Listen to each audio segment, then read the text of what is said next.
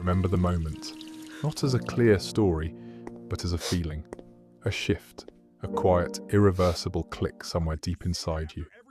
Maybe it was the night you saw your mother crying in the kitchen, trying to hide it, but failing. Or the way your father's anger filled the room like a storm you couldn't escape. Maybe it wasn't loud at all. Maybe it was silence, heavy, suffocating silence from someone who was supposed to be there, but wasn't. And in that moment, something ancient awakened in you. You didn't say it out loud. You didn't even have the words for it, but your body understood. If I don't hold this together, no one will. So you got quieter, more alert, more careful. You started watching everything. The tone of a voice, the sound of footsteps, the way a door closed. You learned to anticipate problems before they happened. You learned to shrink, to adjust, to become whatever the moment needed you to be. Because chaos wasn't just uncomfortable, it felt dangerous. And no one came to tell you, you don't have to do this. No one stepped in and said, you're just a child, so you stopped being one. The world might look at that version of you now and call it strength, responsibility, maturity. But what they don't see is this. That wasn't growth, that was survival. And the most painful part, you didn't just learn how to take care of everything, you learned far too early that no one was coming to take care of you.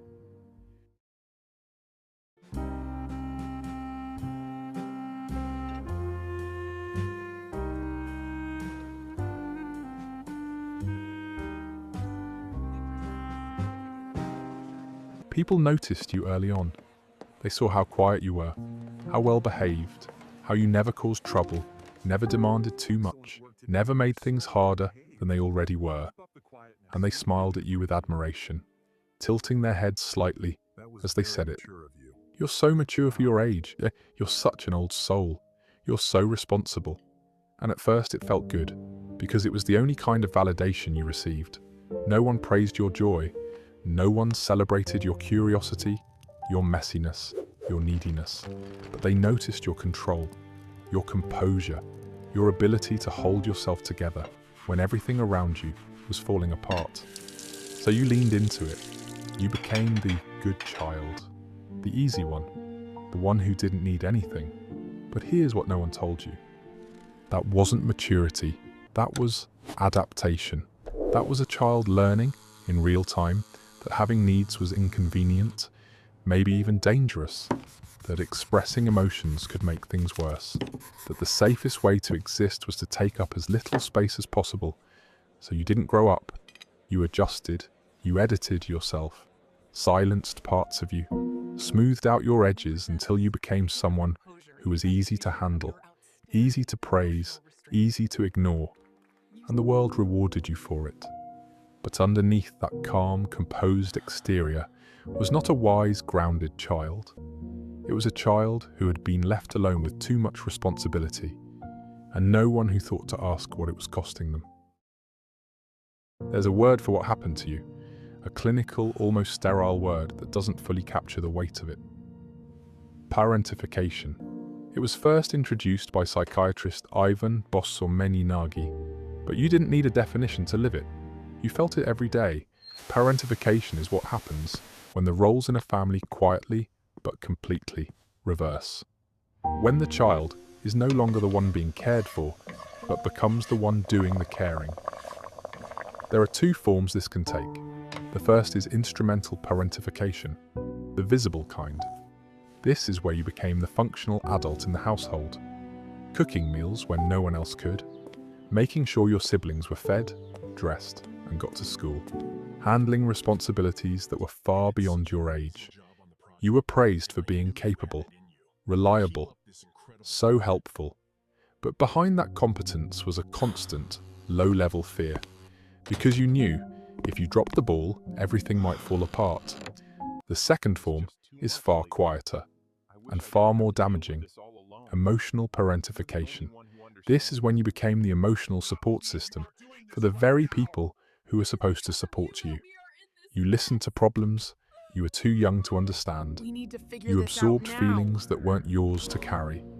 You became the mediator, the peacekeeper, the silent container for chaos. You learned to read the room instantly. to adjust your tone, your behavior, your presence, just to keep things from escalating. And here's the part that's hardest to see. You didn't question it, because to you, this was love. Being needed meant being valued. Carrying the weight meant you mattered. So you kept doing it. Not because you were strong, but because somewhere deep inside, you believed that if you stopped, you might lose the only connection you had. You didn't walk into a room like other children did. You scanned it. Before you said a word, before you even fully stepped inside, your body was already collecting data. The weight of the silence, the tension in the air, the way a chair was pushed back just a little too hard, the sound of footsteps, fast or slow, heavy or controlled. You learned to read the room before you learned to read yourself. Was it safe to speak? Was it better to stay quiet? Was today a good day or a dangerous one? This wasn't a conscious decision. It was automatic. Your nervous system adapted to an unpredictable environment by becoming hyper-aware, always alert, always prepared. Because in your world, small signals meant everything. A sigh could mean an argument was coming. A slammed door could mean you needed to disappear. A shift in tone could mean you had to change who you were, instantly. So you did. You became flexible, adjustable, invisible when necessary. You learned to shrink, to soften, to anticipate, not because you were naturally intuitive, but because you had to be. And over time, this constant scanning rewired something deep inside you. Your body stopped knowing how to relax. Even in quiet moments, there was a subtle tension, like something might go wrong at any second. You weren't just observing your environment, you were managing it, trying to prevent explosions before they happened, trying to keep everything stable, even when it wasn't your job to do so. You didn't have a childhood. You had a role, and that role was to make sure everything and everyone didn't fall apart. There's something you carry that no one ever taught you to name. It doesn't show up in obvious ways. It doesn't scream or demand attention. In fact, most people would never notice it at all. But it quietly shapes how you see yourself and how you move through the world. Shame. Not the kind that comes from doing something wrong, but the kind that forms when your needs were ignored, dismissed, or treated like a problem. When you reached out and no one reached back. When you felt something deeply and learned that it made things worse, so your mind tried to make sense of it. And the only conclusion that felt safe enough to hold was this: it must be me. I'm too much. I'm too sensitive. I shouldn't need this. Over time, that belief didn't just stay in your thoughts, it became your identity. So now, even as an adult, it follows you in subtle ways. You hesitate before asking for help. You over-explain when you set a boundary. You apologize for things that don't require an apology. And when you finally slow down, when you try to rest, to take care of yourself, to choose your own needs, that feeling creeps in. Guilt, discomfort, a quiet voice questioning whether you're allowed to take up space at all. As if existing without being useful is somehow wrong.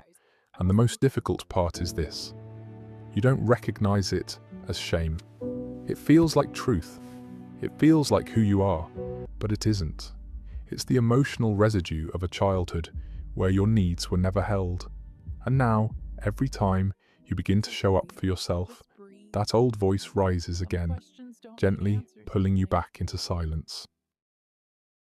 You would think that once the chaos is gone, everything would finally feel different. No more tension hanging in the air, no more waiting for the next argument, no more walking into a room and immediately bracing yourself. Just quiet, just stability. But when that moment finally comes, something doesn't feel right. Instead of relief, you feel restless, uneasy, almost on edge, like you're forgetting something important. Because for you, peace doesn't feel like safety. It feels unfamiliar. And what's unfamiliar to your nervous system often feels like a threat. You grew up in an environment where calm was temporary, where silence didn't mean safety, it meant something was about to happen. Where your body had to stay alert, constantly scanning for subtle shifts, preparing for impact before it arrived. So your system adapted. It learned to live in a state of readiness, to stay slightly tense, slightly vigilant, always prepared to fix, respond, or protect. And now, even when there is nothing wrong, your body doesn't know how to stand down. You sit in a quiet space and your mind starts searching for problems. You have time to rest and suddenly you feel guilty. You try to relax, but your body stays tight, like it's waiting for something to break, because stress became your baseline. You are wired for survival, not for stillness. So when life slows down, your system misreads peace as danger. And this is the paradox that confuses so many people. The safety you always needed is the very thing your body has never learned how to trust. When it comes to love, you don't choose what is healthy.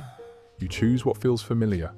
And for you, love was never something that felt calm, safe, or consistent. It was something unstable, something you had to manage carefully, something you had to earn through effort, patience, and self-sacrifice. So when you step into relationships as an adult, you're not just looking for connection, you're looking for something to fix. Someone who is distant, someone emotionally unavailable, someone who pulls you in then pushes you away, someone who makes you question where you stand. Because that emotional pattern feels like home. There's a name for this: trauma bonding. It's not just attachment, it's a cycle. A loop where moments of closeness are followed by withdrawal, where affection feels unpredictable, and where your nervous system becomes hooked on trying to restore connection. And every time that connection breaks, something deep inside you activates. Try harder, be more understanding. Don't let this fall apart. So you give more, you tolerate more, you stay longer than you should. Not because you don't see the problem, but because part of you believes this is what love requires. That if you can just hold on, just prove your loyalty, just fix what's broken, you will finally receive the love you were denied before. But the truth is, you're not falling in love. You're repeating a pattern. Because real love doesn't feel like anxiety. It doesn't require constant effort to maintain connection. It doesn't ask you to abandon yourself just to keep someone close. And yet, you keep choosing the same dynamic. Not because you're weak, but because your heart is still trying to recreate something familiar, in the hope that this time it will finally end differently. There comes a moment when everything finally slows down. No one needs you, no crisis to manage, no problem to solve. And instead of relief, you feel something else. Emptiness. Not a dramatic kind, not overwhelming. Just a quiet, unsettling absence. Like something is missing, but you can't quite name what it is. Because for most of your life, your identity was built around being needed, around being useful, around showing up for everyone else.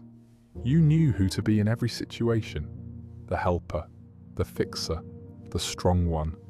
But when those roles fall away, there's nothing solid underneath. You sit with yourself and realize you don't really know what you like. You don't know what you want. You don't even know how you feel unless it's about someone else. Because no one ever asked you those questions growing up. And even if they had, you wouldn't have known how to answer. You were too busy adapting, too busy surviving, too busy becoming who the moment required you to be. So now in the absence of pressure, you feel lost, not because you lack depth, but because you were never given the space to discover it. And this is the quiet truth that's hardest to face. You built a life. You became responsible, capable, reliable, but you never got the chance to build a self. So when you're finally alone, without a role to play, you're left with a question that feels both simple and terrifying. Who am I if I'm not needed?